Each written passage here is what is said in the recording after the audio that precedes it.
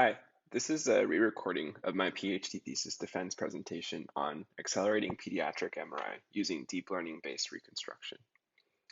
So I'm very excited to talk to you about a culmination of about 6 years of work on my research on magnetic resonance imaging, or MRI, which is a non-invasive imaging modality used in hospitals to take pictures and videos of the inside of our bodies, much like this one. But before I talk more about MRI and why we care so much about it, I'd like to talk a little bit about computational imaging. So MRI is a subset of a much larger field called computational imaging, which can be defined as the co-design of sensors and algorithms to reconstruct images from measurements. So you all are probably most familiar with photography, which is one of the most mature forms of computational imaging. And naively, the way it works is a lens will focus light coming from a scene onto a sensor. The sensor captures these light signals in the form of red, green, and blue, which are then digitized and reconstructed by a computer to form an image.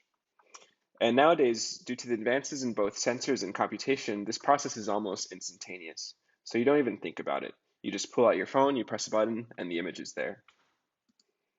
But before the rise of advanced optics and sensors and computers, this process wasn't as easy. So here's an example of one of the earliest forms of cameras called a daguerreotype, developed in 1839 by Louis Daguerre. And basically how it works is that there's a plate inside this wooden box which is treated with halogen fumes to make it sensitive to light. And so you expose the plate to light for some amount of time, and then you treat the plate with chemicals to fix the image. However, the exposure times required to create an image was often minutes long, during which the subjects would have to hold completely still. And if they didn't, then the image would come out blurry.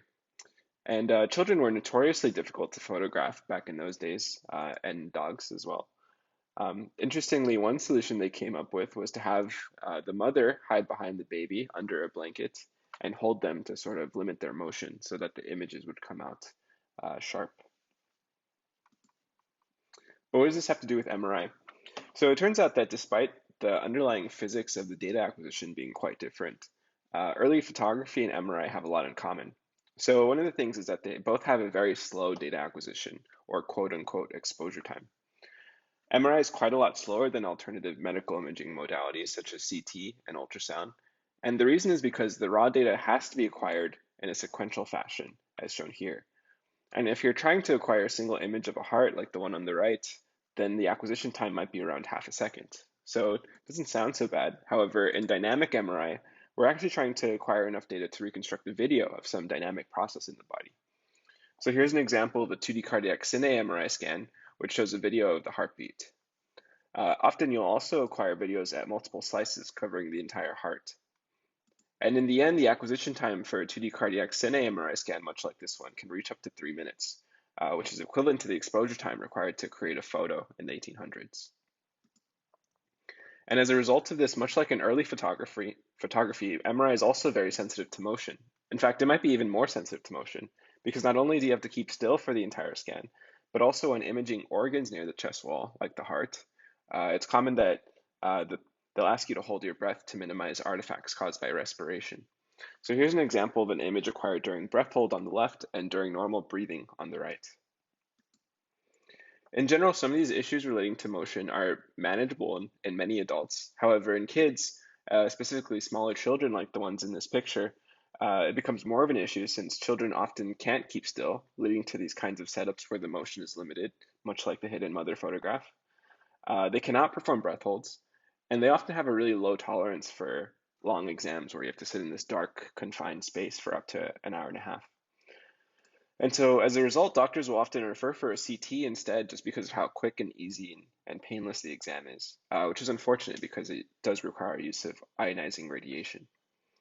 Or if it is determined that an MRI will provide more value, then the patient will be put to sleep with anesthesia in order to reduce anxiety and body motion.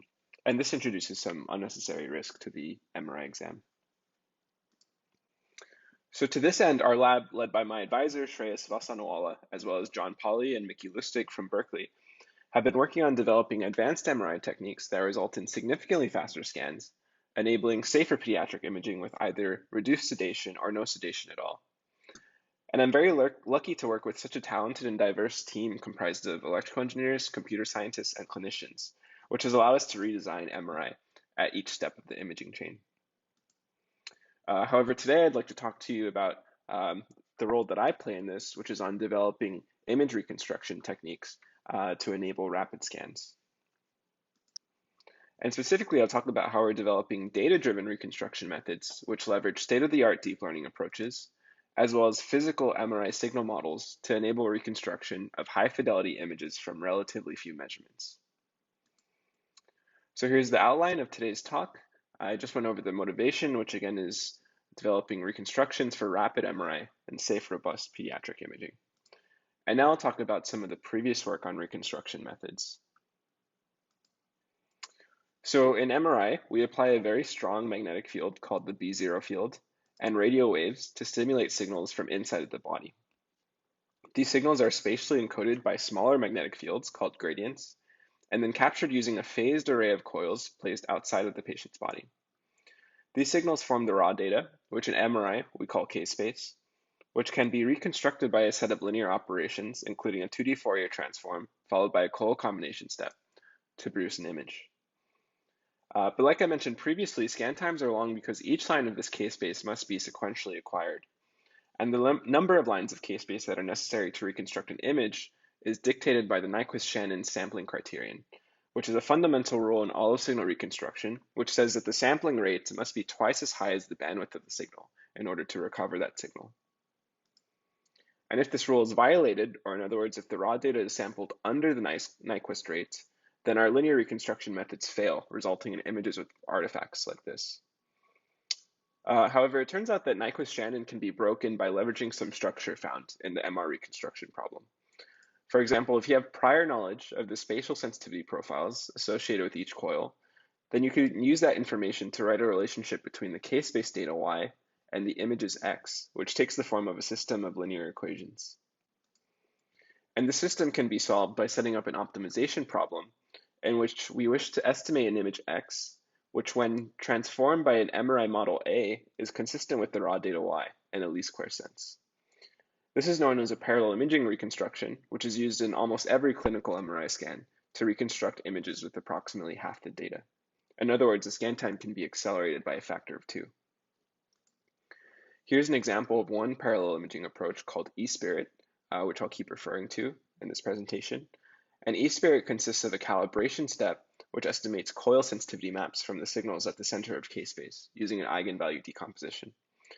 Then the sensitivity maps are embedded in the MRI model and used to iteratively reconstruct high-quality images, such as the ones on the far right, by solving this least squares problem.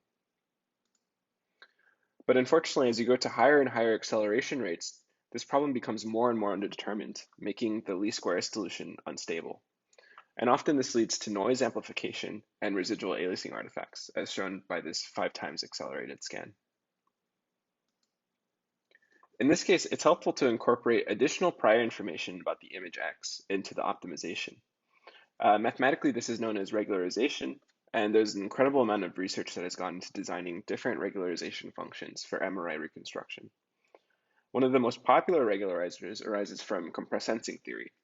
And what compressed sensing theory says is that if there's an element of randomness to your signal model A, which is typically introduced by randomized sampling patterns, then the underlying image can be recovered from very few K-space measurements by constraining the image or some representation of that image to be sparse.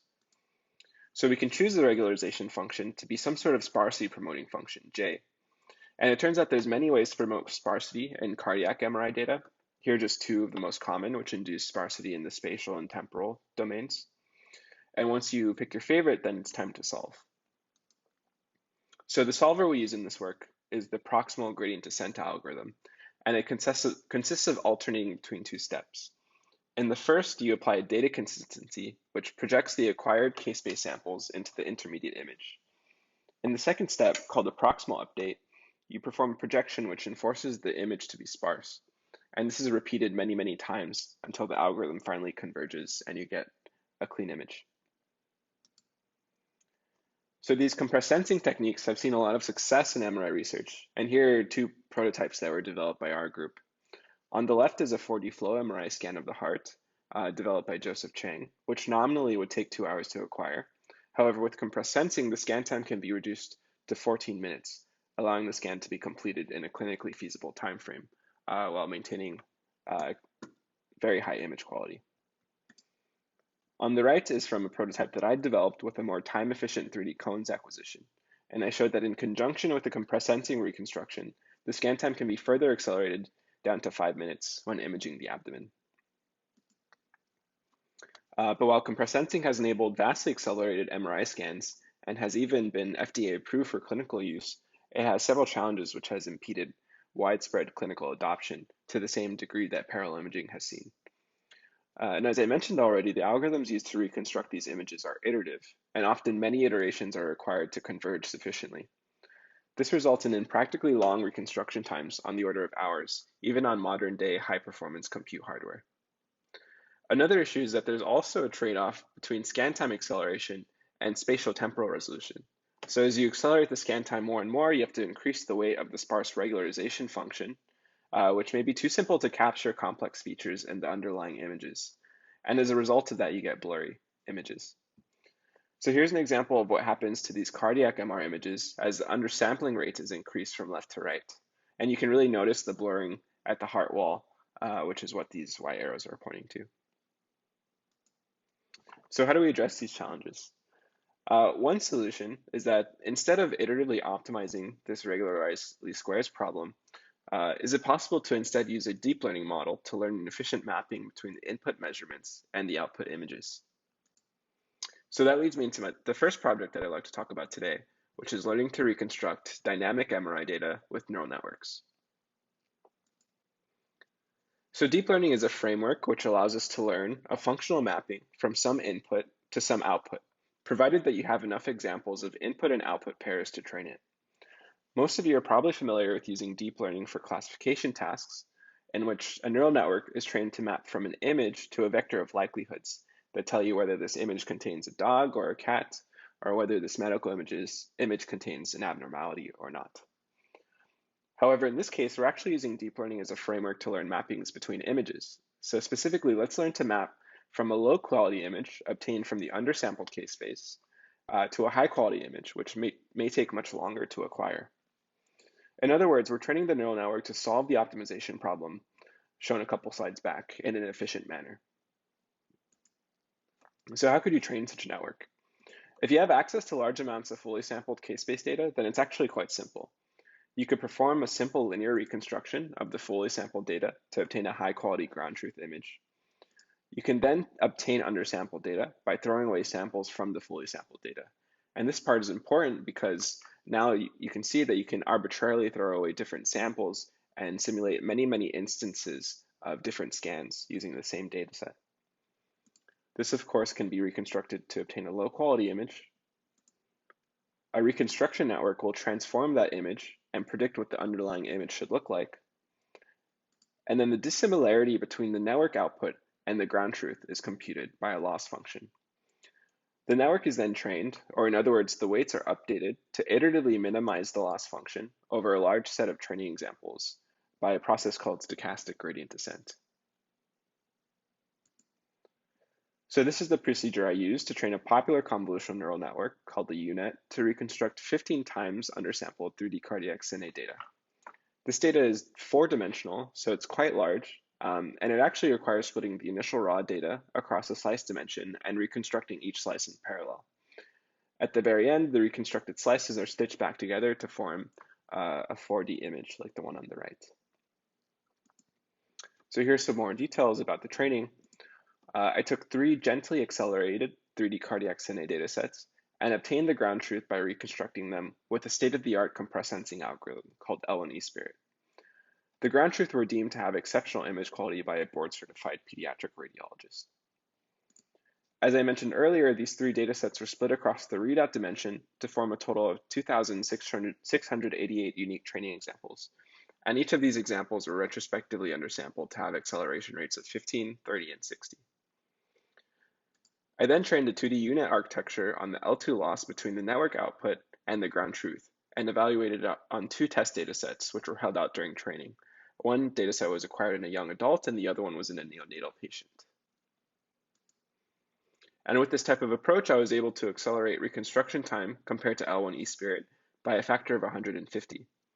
And the speedup can be attributed to the fact that the 2D unit reconstruction is no longer iterative and doesn't require repeatedly applying Fourier transforms, which is often the bottleneck in compressed sensing. However, through an image quality metric analysis and by looking at some of the reconstructions, we found that the CS and the DL reconstructions were close, but in the end, moving structures such as the heart wall were depicted to be less sharp in the deep learning reconstructions. And this is particularly true in the second test data set of the neonatal patient, which is shown in the bottom row. And that makes sense because a lot of the training data was from young adults whose images looked like the ones on the top row. But regardless of the blurring issues, these results were certainly impressive to us at the time. It was the first time we had seen that we were able to learn the reconstruction process by a neural network. But in hindsight, there were actually several issues with this approach. The one I'd like to focus on right now is limitations of our training data set, which only contained 3 patients. And this is quite a common issue when training deep neural networks for image reconstruction, because unlike in computer vision, where they have data sets like ImageNet, we often don't have access to large amounts of fully sampled raw data, which is necessary to train a deep neural network with millions of parameters. And while datasets exist now for an eMRI, like the fast MRI dataset, there's no large repository of dynamic MRI data, which is likely because it's very difficult to obtain fully sampled dynamic data. Cardiac MRI, for example, requires lots of breath holding. So clearly, to take full advantage of deep learning for dynamic MR reconstruction, we need approaches which don't require as much data as do standard deep neural networks. And so to this end, I worked closely with Joseph Chang to develop a new method that synergistically combines physical MRI signal models, which were used in compressed sensing, and shallow neural network models. And now I'll show that we're able to address some of the shortcomings of this previous method. Which leads me into my next project, which is learning to reconstruct dynamic MRI data with physics-driven neural networks. So we look back at our optimization technique used to perform compressed sensing and realized that instead of designing the sparse regularization function, which again has its limitations in modeling the underlying images, we could instead learn it. Specifically, you can learn it implicitly by replacing the proximal operator with a shallow convolutional neural network, or a CNN. Then you can enroll this algorithm to a fixed number of iterations and train it end-to-end like you would a conventional neural network. And with this sort of approach, you can drastically reduce the number of learnable parameters compared to the UNet we used before and still obtain really high-quality reconstructions. And because there are less learnable parameters, the amount of training data needed also goes down. So this technique is further described in an article I co-wrote with Joseph that was ultimately published in IEEE Signal Processing magazine. This approach forms the basis for another technique I call DLE Spirit, which I applied to reconstruct highly undersampled 2D cardiac cine MRI data.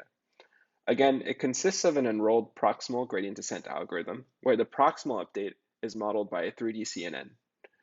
It incorporates information about the MRI acquisition model into the network, using it to constrain intermediate outputs to be close to the original acquired case-based data at different layers of the network, which significantly helps to improve generalization. And compared to other similar approaches at the time, I made 2 technical contributions in order to adapt this technique, specifically for 2D cardiac cine data. The first contribution is the integration of a more general coil sensitivity map model into the network. So previously, all physics-driven deep learning methods would only use one set of sensitivity maps, which are susceptible to errors caused by spatial wraparound artifacts, which are shown by the blue arrow. So in this case, the field of view is prescribed too small and the anatomy wrapped to the other side of the image. Resolving this issue becomes important because in cardiac imaging, you're often imaging at these double oblique scan planes. And in these cases, overlap is inevitable because it can be difficult to determine how large to make the field of view a priori. However, the eSpirit algorithm allows for a more robust coil sensitivity map model in which multiple sets of sensitivity maps can be estimated to accurately represent data with overlap in it.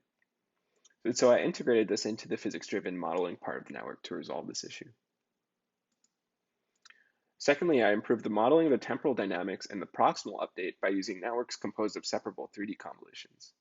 So here I decompose a standard 3D convolution into simpler 2D spatial and 1D temporal components, with a nonlinearity in between.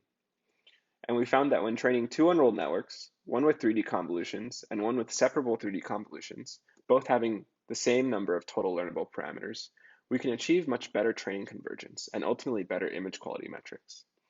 I will mention, though, that one downside of using separable 3D convolutions is that it requires a lot more memory than 3D during training.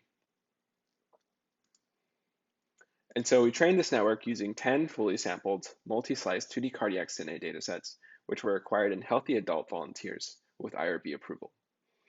The scan parameters are shown on the right. Since the data was fully sampled, we obtained the ground truth this time by linear reconstruction. The 10 datasets were augmented by splitting them across the slice dimension to form 180 unique training examples. And then we apply retrospective undersampling to simulate many, many instances of the same datasets with acceleration rates between 10 and 15.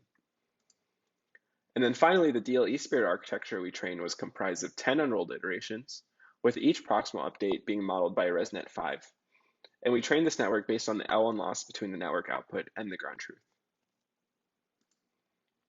So let's now look at some results.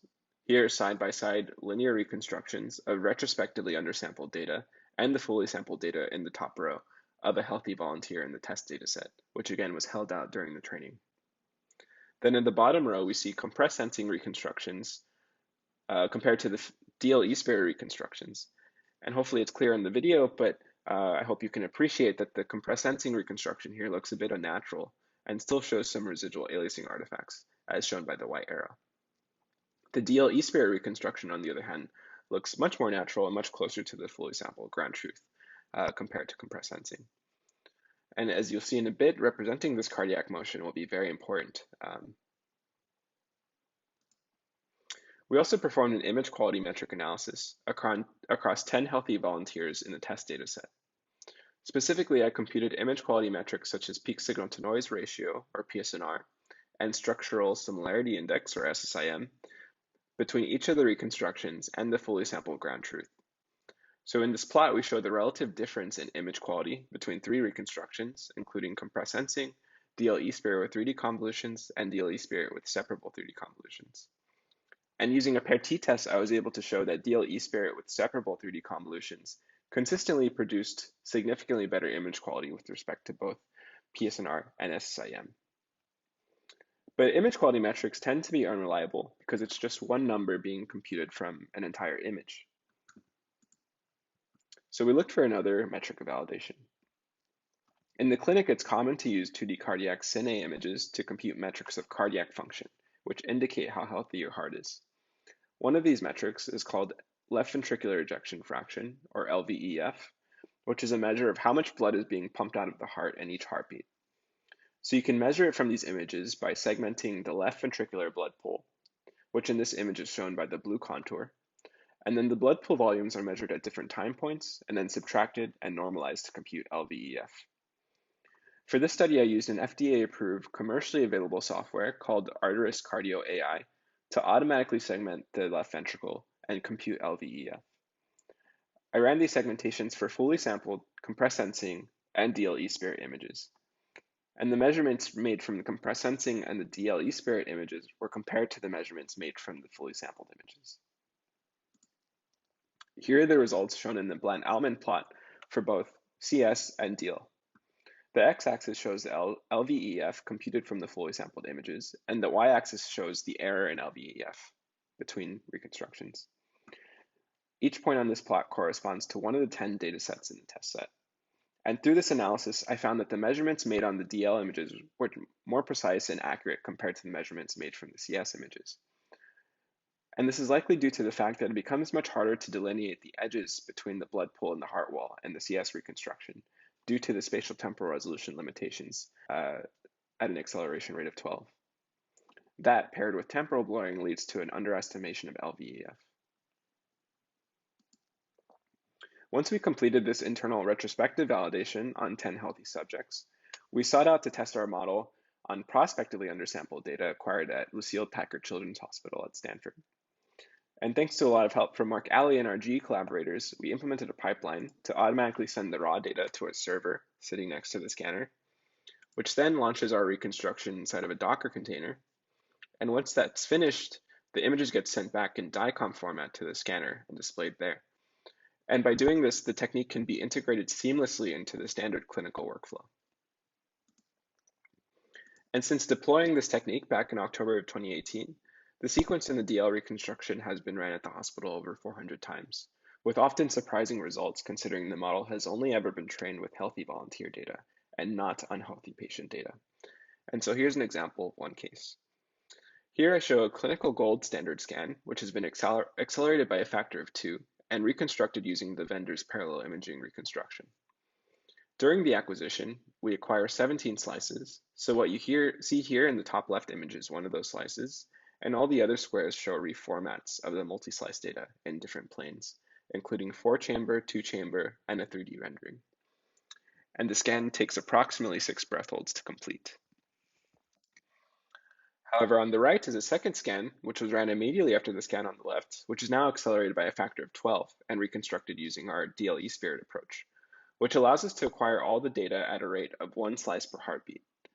In this case, the patient was able to hold their breath long enough to collect all the slices in a single breath hold. You might also notice that because the scan on the left is acquired in different breath holds, there is some misregistration between slices, shown by the yellow arrows. And this is due to the inevitable variation between breath holds.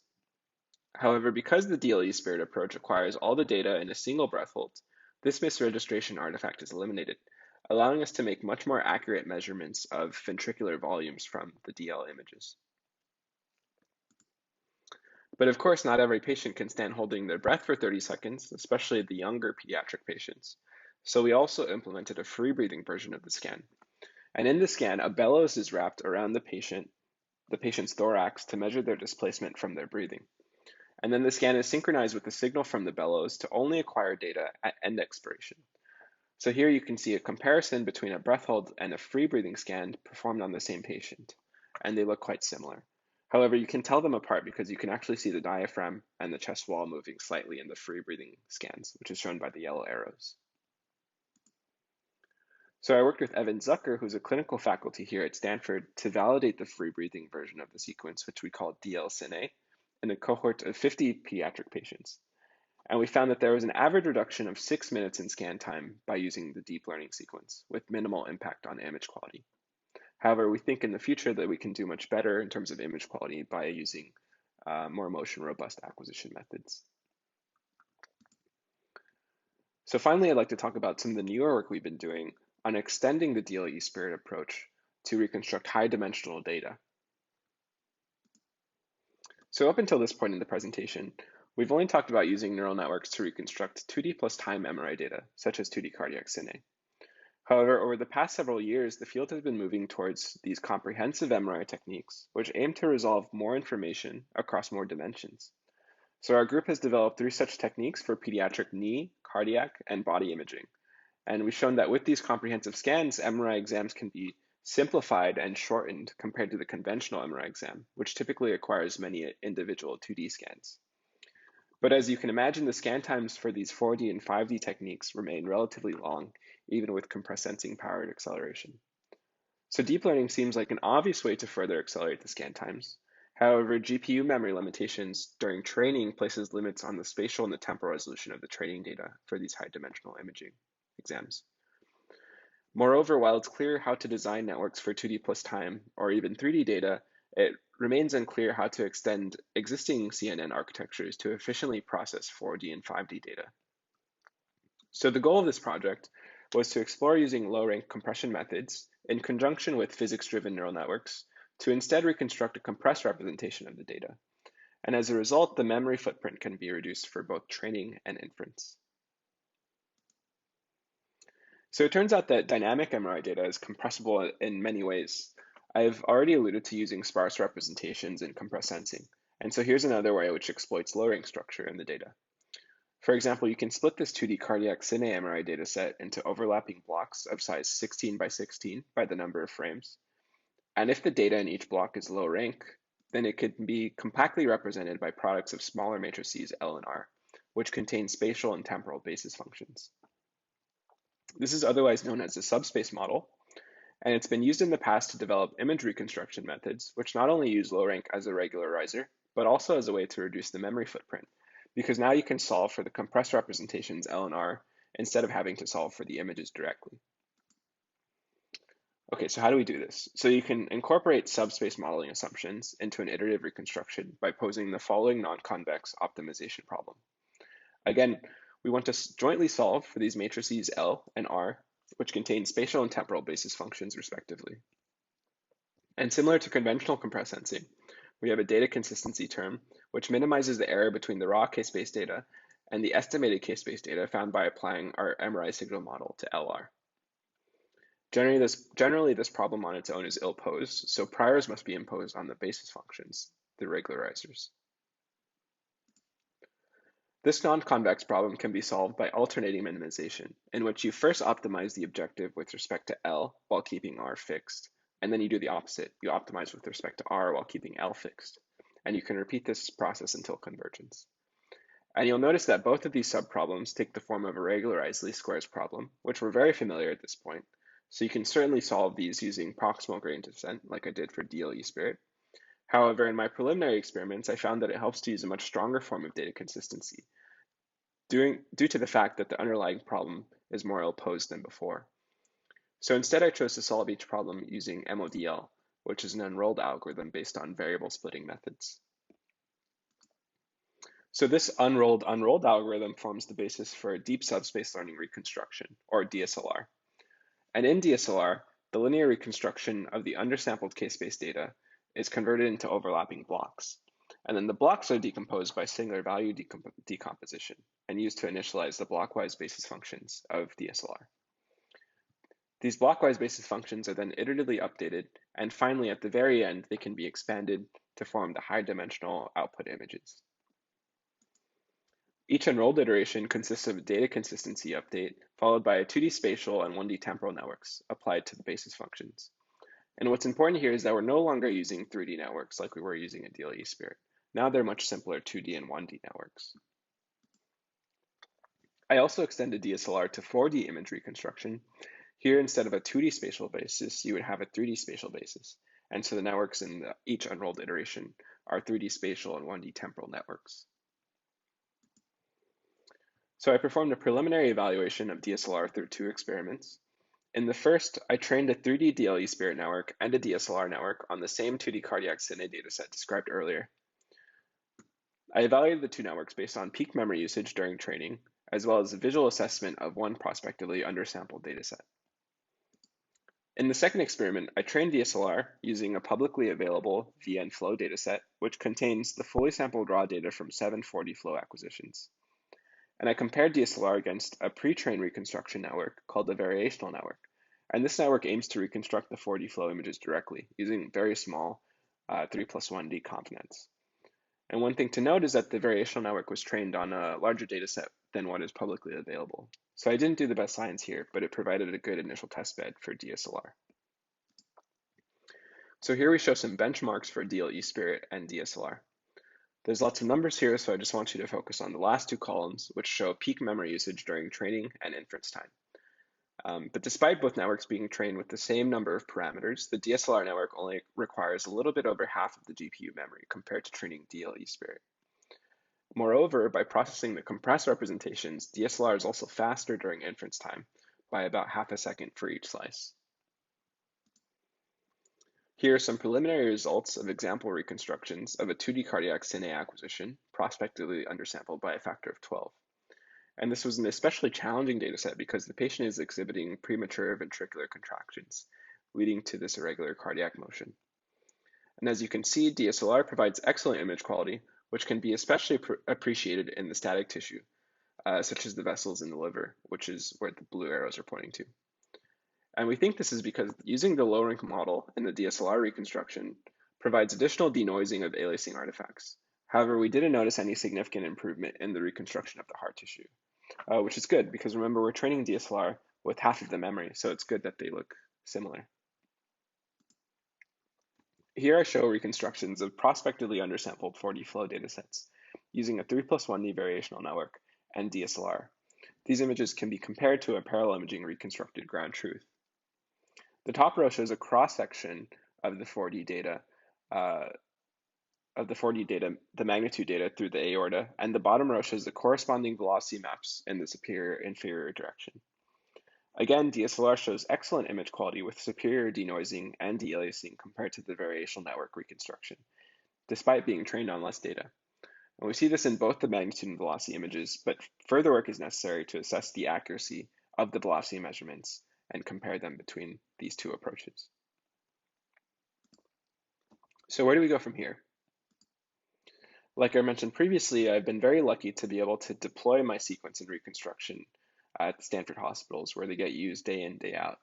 And through this process, I've been able to quickly identify a couple of recurring image quality issues, which we're actively working on. And these include flow artifacts and motion artifacts in free breathing cases. We plan to make improvements to the pole sequence by adding a partial dephasing in the slice direction, which has been demonstrated by Anjali from Dwight's group to greatly enhance robustness to through plane flow artifacts in SSFP acquisitions, such as the one used by DLCNA. To address motion artifacts, it makes sense to switch to a more motion-robust case-based trajectories like 2D radial, which has an additional benefit of reducing in-plane flow artifacts due to the gradients being M1 balanced on the X and Y axes. Of course, the reconstruction may be further improved with respect to computational complexity by leveraging deep subspace learning reconstruction. And this may be necessary when trying to deploy such technique to other sites who don't necessarily have high-performance compute hardware.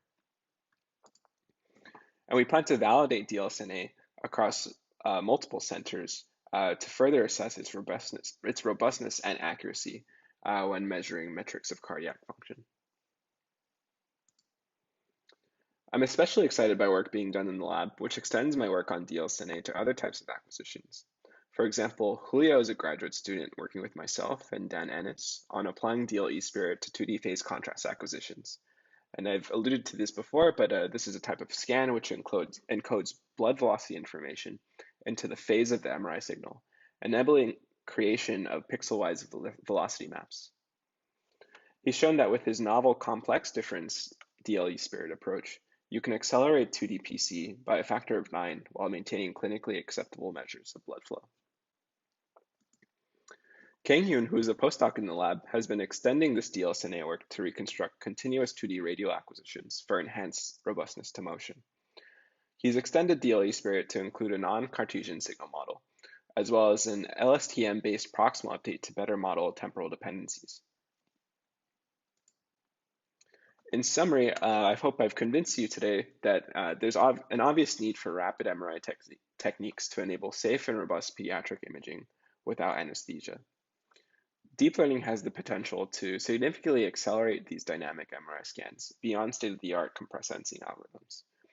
Specifically, I've shown you two such methods. One is DLE Spirit, which synergistically combines physical MRI models with shallow neural networks to enable training of generalizable reconstruction algorithms with relatively little training data. I showed you an extension of DLE Spirit called Deep Subspace Learning, or DSLR, which incorporates these compression models into the network to enable the application of deep learning-based methods to high-dimensional imaging exams, which are commonly used for pediatrics. I've also shown you that preliminary results which demonstrate the effectiveness of deep learning-based reconstruction methods in clinical settings to accelerate scan times while maintaining acceptable image quality and accurate measures of cardiac function. So before I end, I'll finish with some final thoughts on my vision for future research. I've shown you that deep learning is able to reconstruct high-quality images from very little data, and thereby enabling rapid data acquisition. But beyond rapid data acquisition, with current generation MRI hardware, I can't help but look to the future and imagine the next generation of imaging systems that will be enabled by algorithms like these. So if we don't need as much data for reconstruction, that begs the question, what else don't we need? There's been a lot of exciting efforts across both academia and industry to answer this question. For example, maybe we don't need as much signal-to-noise ratio as we thought we did. And Hyperfine and other groups have been exploring this in the context of low-field MRI systems. Or maybe you don't need as many sensors as you thought you did. The standard electrocardiogram, or ECG acquisition, is performed with 12 leads placed around the chest. But companies like Apple have been showing that you can use wearables with only one lead to detect adverse cardiac events like atrial fibrillation.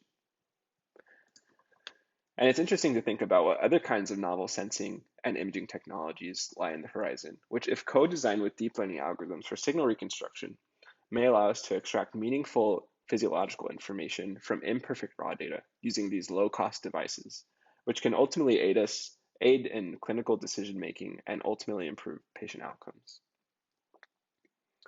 So I'll stop there. Here are my journal publications, my conference presentations, my patents, and thanks so much for your attention.